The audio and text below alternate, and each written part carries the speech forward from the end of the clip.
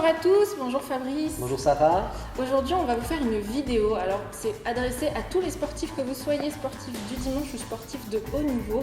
On a envie de vous présenter des élémentaires, des conseils pour éviter les blessures et tenir sur le long terme. Effectivement, Sarah, ce qu'on remarque, c'est que les gens, des fois, ont plein de bonne volonté, des bonnes résolutions, et ils reprennent l'activité physique très souvent trop vite, trop fort ou trop longtemps, parfois mal équipés, et puis malheureusement, ils se blessent. Donc, on va essayer effectivement aujourd'hui de présenter quelques conseils, exercices et autres pour prévenir ces blessures.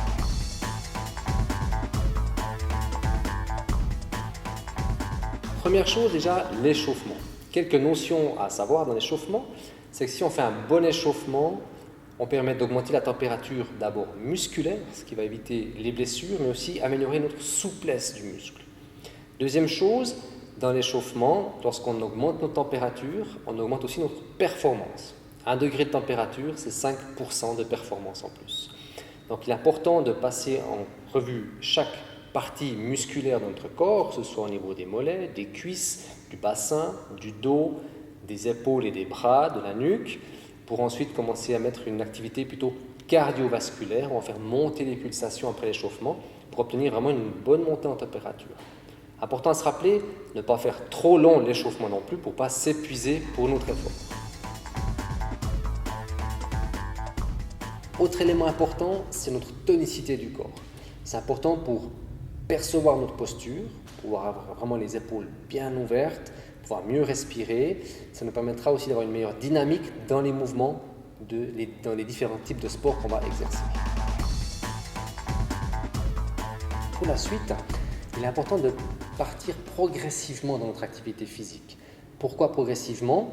Parce que notre musculature doit prendre du temps pour se développer, à peu près 3 à 6 semaines. Donc c'est important d'aller étape par étape, de commencer en ressentant les limites de notre corps, mais de ne pas dépasser ces limites, de laisser du temps de repos, car le muscle se construit quand on est au repos, et ensuite reprendre l'activité pour le stimuler, pour qu'il puisse continuer de progresser dans sa construction musculaire. Les muscles sont très importants pour tenir vos articulations et votre dos et éviter justement les dégâts articulaires à long terme. Quelques exemples, par exemple pour la course à pied, l'important de la progression de la course à pied, donc ce sera bien sûr de tonifier nos chevilles, nos mollets, nos jambes, notre tronc, d'être relax au niveau des épaules, une bonne posture ouverte au niveau des épaules, et de faire des petites sorties d'abord, commencer par marcher 1 minute, peut-être un petit footing d'1 minute, et d'alterner comme ça sur 10-15 fois, entrecoupé de séances de renforcement. Pour le vélo, c'est pareil, c'est important aussi de commencer par peut-être rouler à plat, pas trop longtemps. L'important de faire contrôler votre position sur le vélo pour que vous ayez le corps, une bonne posture au niveau du haut du tronc et que ce soit vraiment les jambes qui travaillent. Un autre exemple, pour ceux qui sont plutôt adeptes de fitness, c'est de commencer peut-être sur des machines guidées, très peu de charge pour venir ressentir déjà les mouvements, ce qu'on appelle un travail de coordination. Puis après d'augmenter la charge progressivement et dès que vous commencez à devenir vraiment un peu plus expert, de partir sur des poids libres. La souplesse, on entend beaucoup de choses sur les étirements musculaires, par exemple, l'assouplissement, le stretching. Ce qui est important de savoir, c'est que les personnes qui ont besoin de gagner en souplesse, il faut vraiment le concevoir comme un entraînement qui est précédé d'un échauffement, puis de posture prolongée de 3 à 5 minutes pour les groupes musculaires pour gagner vraiment en longueur musculaire. Ou plutôt, je dirais, pour gagner en adaptation à notre sensation d'étirement. L'autre chose qui est importante, c'est que si je vais quand même faire du sport, c'est aussi bien de faire relâcher mes muscles. Si ce n'est pas trop intensif, on peut le faire avec un étirement doux de maximum 20 secondes pour redonner ce qu'on appelle la longueur initiale au muscle, donc sa longueur de repos. Pourquoi étirement avant ou après le sport ?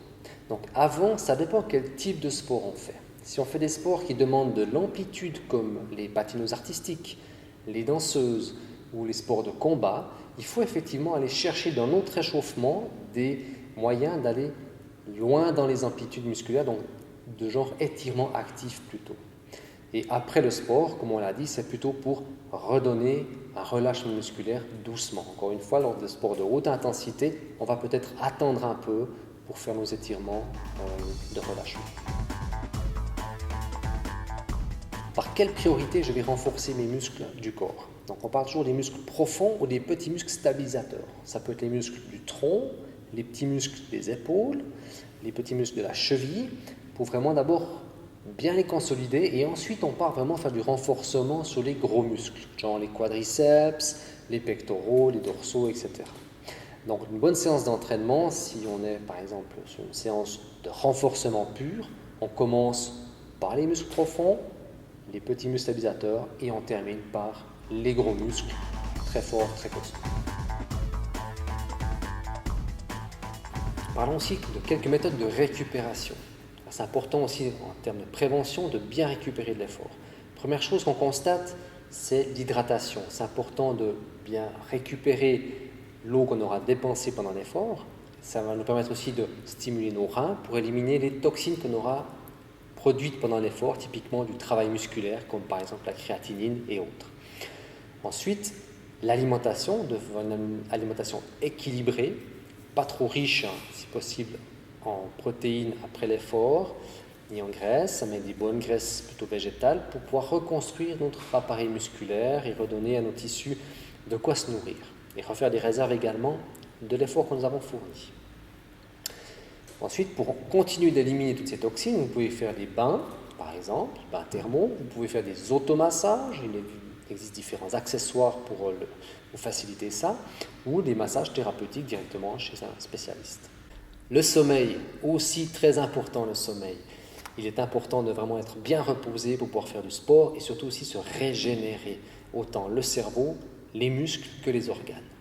Et n'oubliez pas que malheureusement, les écrans bleus aujourd'hui, smartphones et autres tablettes, surstimulent notre cerveau et nous empêchent d'avoir une qualité de sommeil vraiment agréable.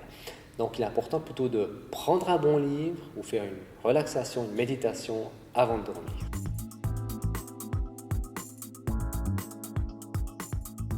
On peut débuter exercices très simples à faire à la maison.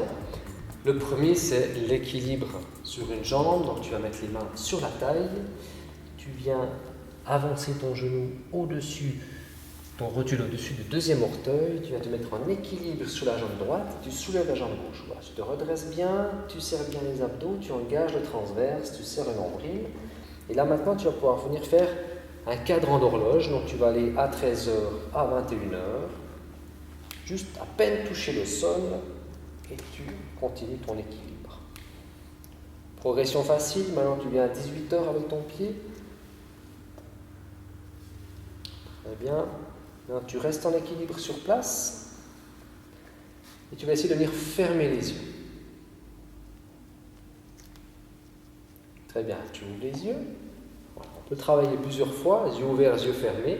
Et si quelqu'un est, on va dire, avec un bon équilibre et bien habitué, tu vas tendre les bras au plafond. Très bien. Tu viens tendre ta jambe gauche légèrement vers l'arrière. Super. Et tu viens te pencher doucement en avant en restant en équilibre. Ce qu'on appelle l'avion, qui permet de travailler et le gainage, le renforcement musculaire des membres inférieurs et l'équilibre. Et tu te redresses gentiment. Dans la progression, ensuite, on peut venir travailler sur un plan instable, un plan mou, des plans déséquilibrants, tout dépend de votre niveau d'équilibre. Là, on a choisi un tapis mou, ce qui va augmenter sa difficulté à rester en équilibre. Et maintenant, on fait un travail plus dynamique. Tu vas relâcher les bras. Et tu vas faire comme un mouvement de course. Et dans ton mouvement de course, tu vas venir monter la jambe droite en avant avec la main gauche. Exactement. Et tu restes, voilà. Et tu vas encore augmenter l'exercice en montant sur la pointe du pied dans ta foulée. Hop, tu montes. Voilà. Hop. Voilà, redresse bien, tu gaines, tu gaines, tu gaines.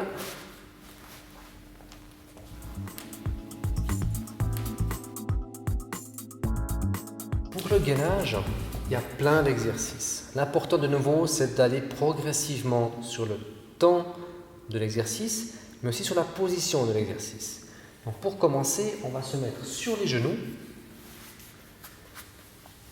Et puis, on peut commencer à venir tenir, donc un peu monter. Donc important que le dos soit bien à plat. Tu peux monter un tout petit peu plus haut et tu viens bien serrer le ventre. On peut aussi rapprocher les genoux dans un premier temps. Plus près de toi, encore un petit peu plus, tu ramènes les genoux. Voilà. Et là, on redescend un tout petit peu le bassin pour pas que le dos ne se creuse. mais qu'elle puisse aller gentiment recruter ses abdominaux. Si ça va bien, c'est facile dans cette position, on va lui demander de venir sur la pointe des pieds. Tu tends les jambes, voilà. Là aussi, on contrôle le dos bien à plat, le ventre bien serré. Et là, ce qui est important, c'est que les coudes soient bien en dessous des épaules pour ne pas se blesser les épaules. Elle doit bien pousser les coudes dans le sol pour que ses omoplates soient plaquées contre la cage thoracique. Si ça va bien dans la progression, on peut lui demander maintenant de lever un pied et de poser, lever l'autre pied et alterner une seconde, chaque levée de pied. Toujours en contrôlant son bassin, la stabilité du tronc, le ventre bien gainé et la position des épaules et des omoplates. Dans la progression, on peut commencer facilement, donc coucher sur le côté, la main sous la tête pour se stabiliser, l'autre main sur le flanc. Il va falloir bien venir engager le transverse et les abdominaux pour trouver son équilibre. Et ensuite, on va venir lever les deux jambes, bien alignées, chevilles, hanches, épaules, tête, pour rester en équilibre. Une fois cette progression passée, on évolue. Ce qu'on va pouvoir demander et mettre en place, c'est de poser les jambes. Tu montes sur ton bras, sur ton coude. On contrôle que l'épaule soit bien alignée au coude. Et ensuite, tu vas plier les genoux. Tu recules un petit peu les genoux et tu vas venir soulever le bassin. La main sur la taille. Et là aussi, on cherche un bon alignement. Genoux, hanches, épaules, tête. On contrôle l'épaule. On engage le transverse. Et on peut tenir le temps nécessaire à notre progression. Une fois que cette acquisition est bonne, on va faire la suite. Ça veut dire de tendre les deux jambes. Là, c'est important toujours de bien contrôler l'épaule pour ne pas se blesser l'épaule, de pousser bien l'épaule dans le sol, d'engager le transverse et de bien s'aligner tout le corps. Et là, on peut demander un travail plus dynamique où on va demander de baisser le bassin et de monter sur une cadence de 1 seconde, 1 seconde. Très bien. Si cette acquisition est bonne, la progression se fait, votre musculation progresse. Petit à petit, on va pouvoir essayer de venir demander de tendre la jambe supérieure pour tenir l'équilibre. Et on pose. Bravo. Pour travailler la partie postérieure, même si elle travaille à chaque étape du gainage, on peut aller la chercher plus spécifiquement avec 2-3 exercices qu'on va vous montrer. Typiquement, un grand classique, c'est le pont. Le pont à deux jambes, où là, on demande de reculer un tout petit peu les jambes. Voilà, tu peux resserrer un peu les pieds. Tu viens soulever le bassin. Alors, soit en statique, sans mouvement, tenir la position. On peut lui demander de lever les bras, de tendre les bras au plafond. Premier exercice, petit mouvement avec les mains. Tu viens couper du petit bois. Voilà, exactement. Il est important, stabilité du tronc. Le bassin ne doit pas bouger et les jambes sont bien fléchies à 90 degrés. Tu peux poser. Les mains le long du corps. On peut le faire en dynamique. Je vais te demander de monter sur une cadence de 1 seconde, 1 seconde. Important aussi de toujours venir verrouiller à ce moment-là les abdominaux pour soulever le bassin. On engage le transverse et ensuite on vient monter le bassin. L'exercice est acquis, votre progression se fait tranquillement. Ce qu'on peut commencer maintenant à venir faire, c'est le demi-pont. Où là, on va demander de plier une jambe vers toi, à 90 degrés. On engage les abdominaux et là, on vient soulever le bassin. Et là aussi, soit sans mouvement, on tient la position, ou alors sur une cadence de 1 seconde, 1 seconde, on descend et on monte. Important de bien contrôler que le bassin ne bascule pas du côté de la jambe en l'air. Très bien. Tu poses. Autre position connue, c'est les jambes tendues. Et on vient se mettre sur les coudes. Là, c'est important de bien contrôler que les épaules aient suffisamment de mobilité et qu'on ait bien les coudes en dessous des épaules. La tête va s'aligner au tronc et là, on va venir enfoncer les talons pour soulever le bassin. Et là, tu viens, n'oublie pas de serrer le ventre, tu peux remonter un tout petit peu ici et tu vas rentrer légèrement le menton. Voilà. Là, on peut aussi tenir la position sans mouvement ou pour les gens qui sont plus avancés, qui ont plus de force, de venir soulever éventuellement une jambe ou l'autre jambe d'une cadence aussi de 1 seconde. Et le dernier, ce sera à plat ventre. On va le faire de la même façon. Là, l'important, c'est de venir se mettre sur les pointes de pied, de tendre les genoux sans forcément décoller les pieds. Ce qui est important, c'est de venir serrer les fessiers pour venir aider à recruter les muscles du dos. Tu n'oublies pas de serrer les abdominaux et tu viens lever les bras, soit tendre les bras devant toi ou soit, voilà, exactement. La tête reste alignée vers le sol, on regarde toujours le nez vers le sol. Sans mouvement, on tient la position. Je progresse bien, je mets du travail dynamique. Tu viens plier les bras ici et tendre les bras. Recrutement cette fois des muscles aussi, des grands muscles du dos, trapèze et autres. Très bien. Et tu relâches. On a vu le travail d'équilibre, on peut voir aussi le travail musculaire des grands muscles du membre inférieur. Un grand classique, ce sont les squats, mais il faut bien savoir faire un squat correctement. Ça dépend de notre segment de jambe, notre longueur du fémur. Des fois, on va être un petit peu embêté ou notre manque de souplesse dans les mollets va nous déséquilibrer. Mais dans l'idéal, pour apprendre à faire un squat, on va demander à la personne de croiser les bras,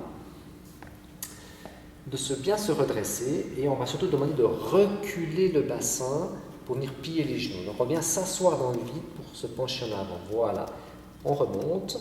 Donc dans la progression, on peut faire quart de squat, tu descends, stop, pas plus et tu remontes. L'apprentissage se fait bien, on peut aller plus loin. Demi-squat, tu vas aller un peu plus bas. Voilà, et tu remontes. Et plus on progresse, c'est important, toujours cette progression dans l'activité. On peut aller faire un squat dit profond, on la va jusqu'en bas, mais attention, il faut avoir les genoux bien solides, bien musclés. Vas-y, tu descends, squat profond et tu remontes. Voilà, parfait. Et toujours dans la progression, pour les gens qui ont vraiment une bonne force musculaire, avant de passer à de la charge, on doit arriver à faire ce qu'on appelle un squat one leg ou un squat sur une jambe. Alors, pour le niveau de l'athlète, on va d'abord lui faire, bien entendu, toujours sans charge. On peut lui donner les mains pour l'équilibre et tu vas descendre cette fois sur une jambe. Et tu remontes. Très bien. Important de toujours bien surveiller le gainage musculaire et la posture. Voilà, on vous a donné vraiment un petit aperçu. Il existe plein d'exercices. L'important, c'est de rester simple pour pouvoir être déjà dans une progression efficace et surtout ne pas se blesser et être capable de les faire seul à la maison, ce qui permet de vous protéger soit pour le sport, mais aussi pour la vie de tous les jours, pour se sentir mieux en forme, pour pouvoir mieux porter ses commissions, etc. C'est important aussi de le maintenir de manière la plus régulière possible et vous verrez que vous ferez des progrès très rapidement. Donc je vous invite vraiment à vous challenger, à faire ces exercices et vous verrez que vous vous améliorez dans votre sport et comme dit Fabrice, dans votre vie de tous les jours, ça fait du bien. Moi je me sens déjà mieux après tout ça. Je vous invite à de toute façon aller voir un professionnel de santé pour vous aiguiller dans les premiers temps, pour vous donner les bonnes postures parce que chaque posture est vraiment très particulière, chacun a son corps et les adaptations qu'on doit faire sont vraiment très spécifiques à chacun. Donc c'est bien de prendre un conseil dans un premier temps avant de démarrer et puis ensuite de réaliser les exercices de temps en temps tout seul, enfin régulièrement tout seul et ensuite de consulter des professionnels régulièrement pour faire un petit check-up, pour vérifier si la progression se fait bien. Et puis si vous habitez à Bulle, je vous invite vraiment à aller voir le cabinet PhysioBulle avec Fabrice et son équipe. Merci. Et puis moi je vous reçois aussi dans mon cabinet pour de la thérapie manuelle, pour de la gestion émotionnelle et plein d'autres choses encore. Je vous souhaite une très bonne journée. Merci beaucoup Fabrice pour tes conseils. Merci Sarah. Au revoir tout le monde. À très bientôt. À très bientôt.